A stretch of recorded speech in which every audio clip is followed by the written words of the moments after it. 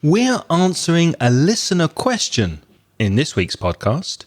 How can you become an interpreter?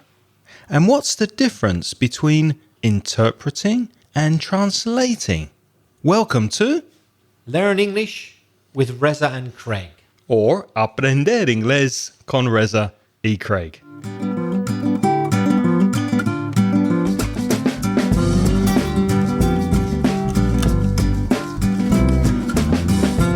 Hello and welcome. My name's Craig. And my name's Reza. And together with nearly 50 years of teaching experience between us, Reza and I are going to help you grow your grammar, vocalize your vocabulary, and perfect your pronunciation, taking everything, all of your English, up to the next level. How are you this week, Reza? Estoy muy bien, gracias. ¿Y tú? So we're having a bilingual podcast. It's bilingual today. You're going to have to translate it for the listeners, I'm afraid. We should be careful because we do have some non-Spanish speaking listeners. So let's try to keep it in English if possible. But we are going to speak about translating and interpreting. Before we do that, we'd like to mention our wonderful sponsors, italki. Now, italki is a website that will help you find a teacher to improve your English. They connect teachers and students together. And if you're learning English, it's a great way to find a teacher that will help you become fluent in English and maybe up to the level of translating and interpreting. Human teachers are a much better way to learn than using software and applications on your phone that are computer and algorithm based. When you're learning with a teacher face to face, you can ask questions when you want and the teacher clarifies and models the language for you, and you will make more progress with a human teacher. To find out more information of how italki can help you improve your English, go to inglespodcast.com/279, click the link, the italki link in the show notes, and when you pay for your first lesson with your new teacher, you get a $10 italki credit that will help you begin your language journey with your new teacher. Reza and I would like to thank italki very much for sponsoring Aprender Inglés con Reza y Craig. Craig, have we got any feedback this week? Yes, I'm pleased you asked me that. We've got some feedback from Lisette from Guatemala, who asks a question about translating and interpreting.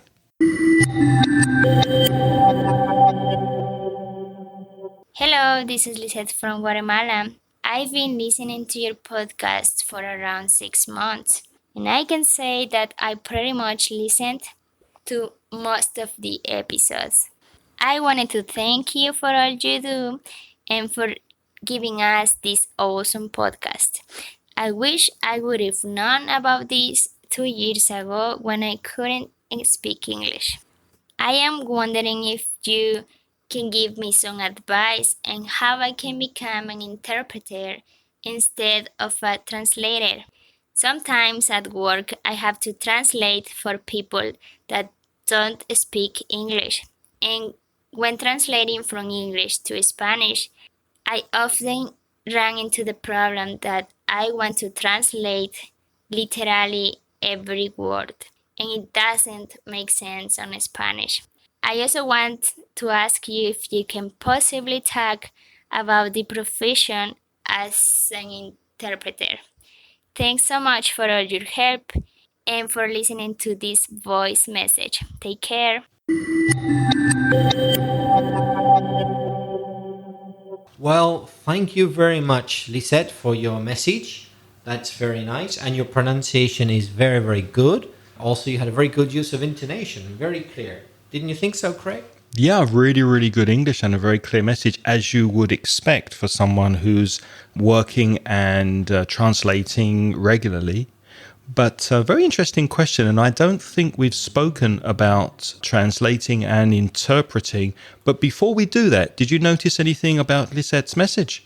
Well, really, only good things. I was particularly impressed with your expression, to run into a problem. Yeah. That's a good expression. You talked about you run into the problem of translating every single word sometimes when you shouldn't. Yes, that's something you avoid. But can I be really, really picky, really fussy? That means really particular. I'm like looking perhaps too closely for something wrong. You said something, Lisette, which many people from the United States and Canada would also say, but they shouldn't really. You said, I wish I would have known about your podcast a long time ago. Now, many people from North America do say that, but it is incorrect grammar. I've heard British native speakers say that also. Yeah, but as Craig knows as well as I do, we teach this things like third conditional, use of past perfect. I wish I had known to express situations in the past. It's not correct to use the conditional would have known. The correct grammar is I wish I had known. But this I would have known is something that's becoming more and more common. But really, in 90% of grammar books, they will say it's wrong. So I certainly, if I were you, Lisette, I certainly wouldn't ever translate it as that because it might be considered wrong. Better to say, I wish I had known. But I know that you are just copying correctly what you hear North Americans say, but sometimes we native speakers make mistakes. And I wish I had known exactly what the difference between translating and interpreting was, but I had to do some research on the internet. So the difference between translating and interpreting, well, translating is often text to text. So for example, you're translating Spanish into English. The two prepositions we'd use are from and into. So from English into Spanish or from Spanish into English, or perhaps audio to text. So there's a recording and you're translating the audio from one language into another language. What's interpreting then? Well, you're also translating from one language into another, but the difference is interpreting is done completely orally by mouth, and it's on the spot, in the act. There's no preparation.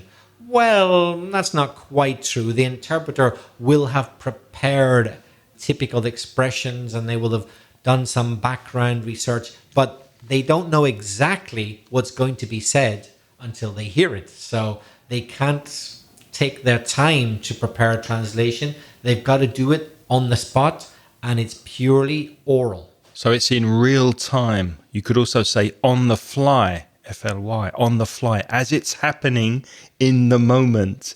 If you want a really good example of how an interpreter works, and I have a feeling that Lisette has seen this, it's a really good film, a movie with Nicole Kidman and Sean Penn. It's called, no surprises, The Interpreter, and there's a link to a description of the film in the show notes at inglespodcast.com/279. I really recommend this film. Not only is it a good film, but it also gives a really good idea of what it's like to work as an interpreter. But Reza, what do you need as an interpreter?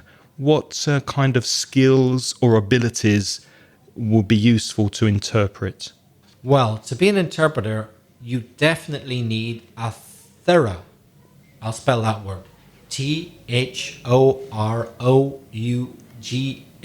pronounced thorough, a complete, very detailed, And deep as well, deep, profundo. no holes, yeah, sin agujeros, solid, complete.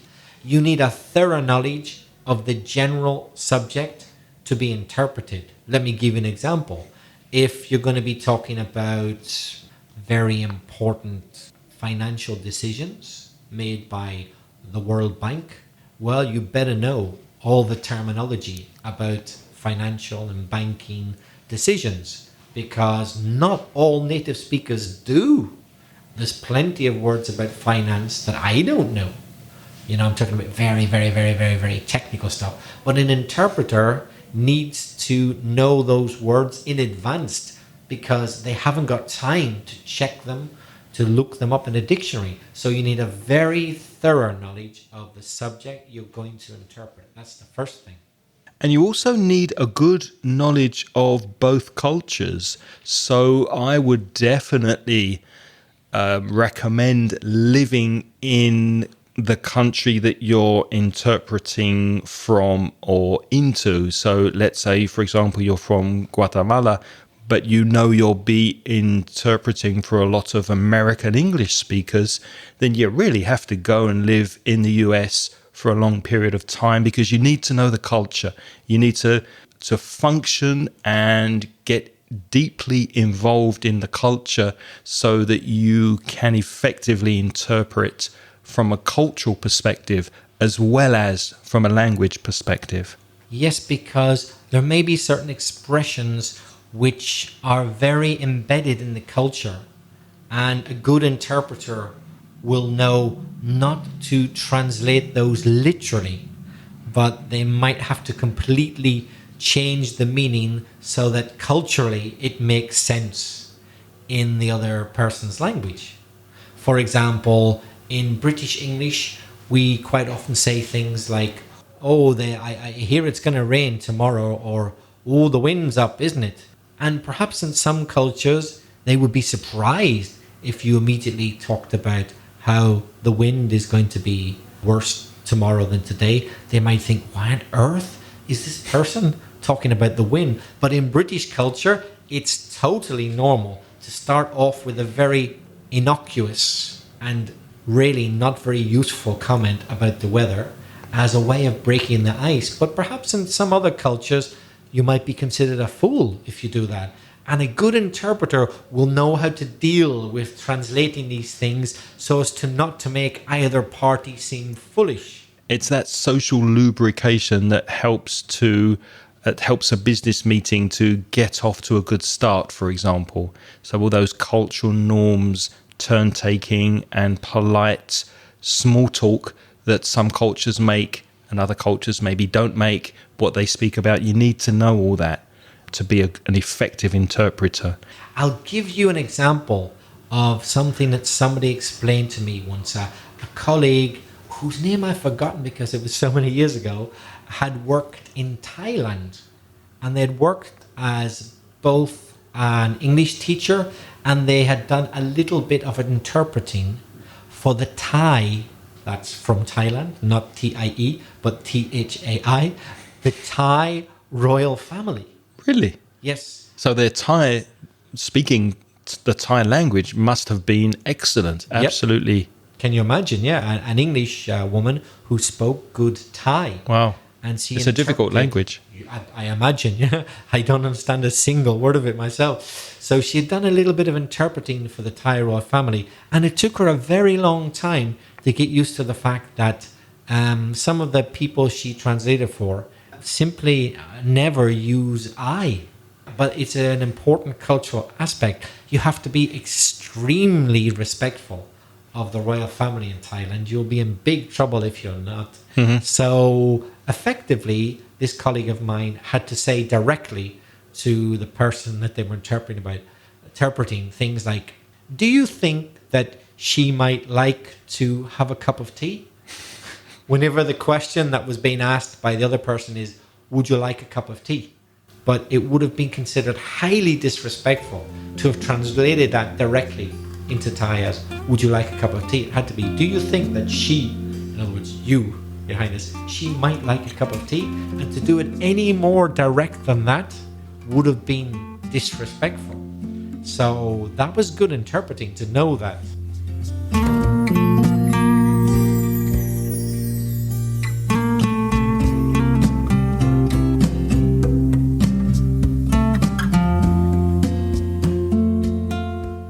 You also need a very extensive vocabulary in both languages to be an effective interpreter. So you don't really have time where you can't just look in the dictionary or check the dictionary on your phone while you're interpreting, because you're doing it in the moment.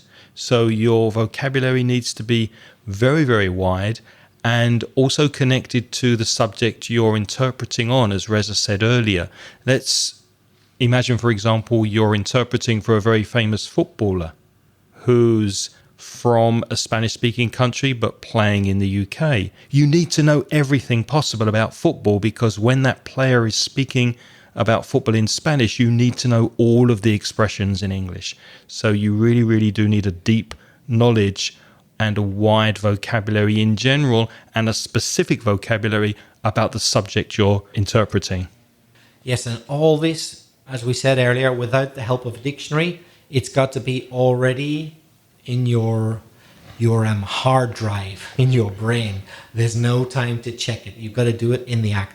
And of course, if you're an interpreter, you need to be able to vocally, orally, spoken, you need to express thoughts clearly and concisely in both languages. To be good in just one is not enough, because although you might be just speaking mostly one language, you're also listening to the other. So you really almost have to be pretty much equally as good in both languages. Bilingual, really. You've really got to be bilingual. And also you've got to know how to vocally express things. You could be a really good translator. You could be really good at writing things. But if you aren't good at vocally expressing things, so if you aren't good at using things like stress and intonation and rhythm and pace in language and all the other aspects which go into the voice, then you're not going to be an optimum interpreter. Let's move on to translation. Have you ever, I've translated, but not for money. So I've translated for friends a few times. Have you ever done any paid translations? I have, and I do translation for money. Not that much. I spend most of my time either teaching or podcasting. quite a lot of time podcasting lately. It takes up quite a lot of time, doesn't it? But yes, I have done translation. And I know that there are much, much, much better translators than me. I'm not bad. I know that there are much, much, much worse than me as well. But that's the thing. With translators, there are many, many, many different levels of how good people are. Whereas nearly all interpreters need to be good. But translators, not all are what they should be. But I tell you what, let's talk about what a good translator should be. Well, a good translator needs, again, a thorough knowledge of the general subject to be translated. And a lot of translators actually specialize in particular areas. For example, you might find a translator that specializes only in medical translation. So they have a really, really wide vocabulary and a deep knowledge of medical vocabulary. Another translator might be a legal translator. So they only specialize in translating contracts and legal documents from one language into another. So many translators do specialize, and you need to have, obviously, a very good knowledge of your specialized subject. Also, just the same as an interpreter, a translator also needs to have an intimate familiarity with both cultures. Although I suppose in certain circumstances, you could do a perfectly acceptable translation without a fantastic familiarity with the culture, but it helps. It helps. The more you know about the culture, probably the better your translation is going to be. As I said earlier, for an interpreter, it's absolutely essential. For a good translator, it's highly desirable, let's say. Because it's not always about what you're saying, it's how you're saying it. Now, you can take a text in Spanish and you can copy and paste that text in Google Translate, but the result is not going to be adapted to the way a British person or an American English person would express themselves. So there's lots of cultural inflections and lots of messages inside the text that only a native speaker or a very, very highly qualified translator would know how to express that. And it's obviously very, very important, especially if it's a marketing document or a very important piece of text or even an academic paper. It's really important to get the translation accurate and effective. We talked about the extensive vocabulary in both languages that an interpreter needs. It's exactly the same for a translator. Although, of course, the interpreter doesn't have the chance to use a dictionary. They've got to do it in the act. That's the difference, because a translator might have time to look things up in a dictionary. They probably will. And if it's a translator with a lot of time on their hands, a lot of free time, well, that may give them the chance to get a very good translation. So, yes, a translator does need very extensive vocabulary, but they do have time on their side. They do have time to look up the best translation, whereas an interpreter has no time to do that. So if you're interested, if your English is good enough and you're interested in looking at interpreting as a career, I did find a website when I was doing research that looks very good. I have no personal experience with this website, but there does seem to be a lot of very good advice and information here. The website is called the Institute of Translating and Interpreting, and there's a link in the show notes that takes you to their website. And they say there are 3 main career areas for interpreters. You could be a conference interpreter, so you interpret at a conference. You could be a business interpreter at business meetings and negotiations. Or you could be a public service interpreter. That could be for the police, for example, or in a court case, for example, or it could be for something like United Nations in a government meeting or that kind of thing. Conference interpreters can be hired as in-house staff interpreters. In-house, that means they work for the company, they're part of the company, by large international organizations, as Craig mentioned, the United Nations or the European Union. So you could be a permanent, let's say, interpreter at UN or EU conferences. But there are also many freelancers. So they are not in-house. They are contracted on a needs basis. That means when they're needed, they're contracted for a certain number of hours or days or until the work is done. So there are in-house interpreters. They've got steady work with the same large international organization. Or there are freelancers who work when they're needed, and quite often there's a mixture at large international events because perhaps there aren't enough of the in-house staff, so they need some additional freelance interpreters. And it's recommended that you join the Association of Conference Interpreters if you're looking to interpret professionally, and there's again a link in the website. It's AIRC, the International Association of Conference Interpreters. So it's a good idea to join that, and then that will help you to find contacts and find ways of getting qualified as well. On the website, they do explain 3 different groups of interpreting. They say that one group is simultaneous interpreting, which means you are interpreting on the fly as it happens. So in the UN, for example, as someone's speaking, automatically you are interpreting and changing it to another language so that another person can understand. So it's happening in real time. Is that whenever you see them with the earpieces? Exactly. And if you watch that film with Nicole Kidman, that's what she does. She translates at big international political meetings. And obviously, it's really important to be accurate as you're interpreting. Another kind of interpreting is in business. So imagine you're sitting in a business meeting and one person's speaking. When that person's finished speaking, you basically summarize what they've said. So you're translating into another language, interpreting, and you're paraphrasing what they've said so that everybody in the meeting understands. So that's business interpreting. And there's another kind of interpreting, which is called consecutive interpreting. That means someone's speaking for a long time and then you summarize after they've spoken. Now, in that kind of interpreting, you get notes and you get support beforehand. So you do have some help, but maybe the person is speaking for half an hour and then you have to say more or less what they've just said. So they're speaking in chunks, in trozos, and you get some notes to base your interpreting on. Which one do you reckon is the hardest to do well, Craig?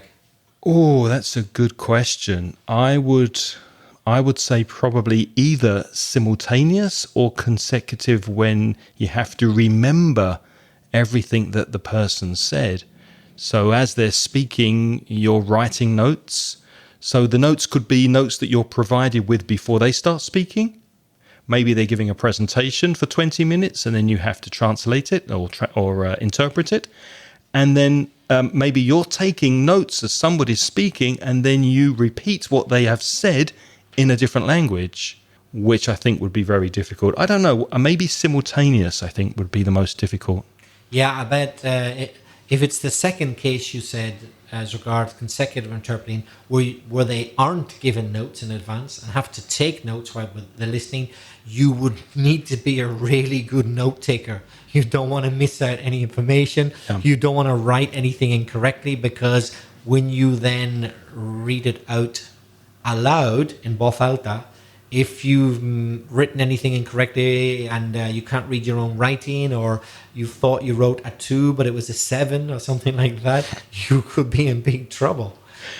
Now, obviously, before you begin your career in interpreting, you do need qualifications. So obviously, you have to get your second language up to a very, very, very high level. As we said before, probably bilingual. And then it's a good idea to get an MA in interpreting and translation. So a master's degree in interpreting and translation, a European master's.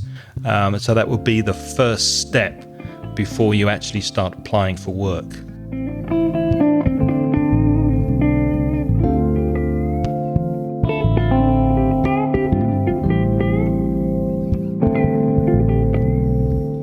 As regards translators who write things down, we could divide it more simply, I think.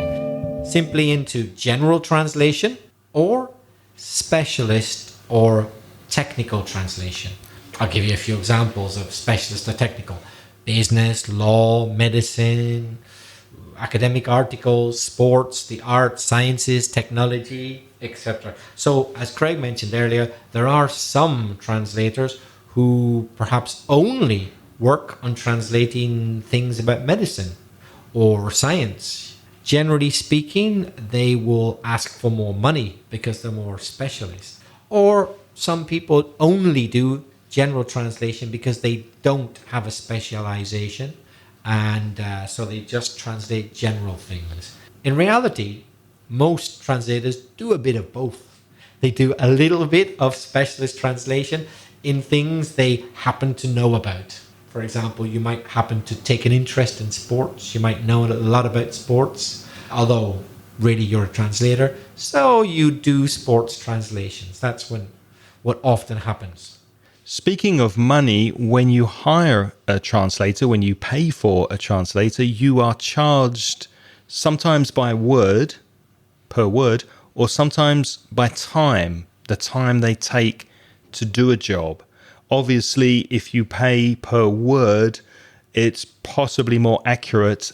You avoid surprises. So you know how many words you have in a document. You can calculate how much that's going to cost you.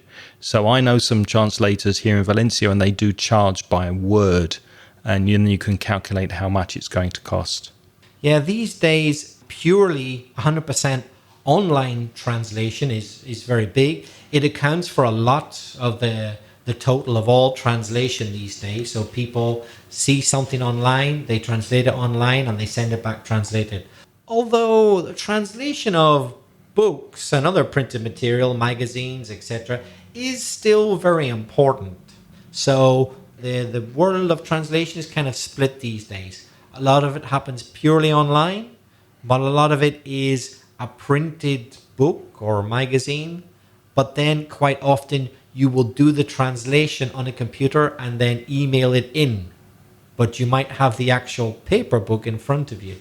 And we do recommend that if you do have a business and you are getting something translated into English, for example, maybe you have a restaurant or a bar and you want to translate the menu or something similar or some information about your business, please pay for a good translator, because it does look very bad if you have a bad translation. It's not very good for the image of your business. A good translation should never be rushed.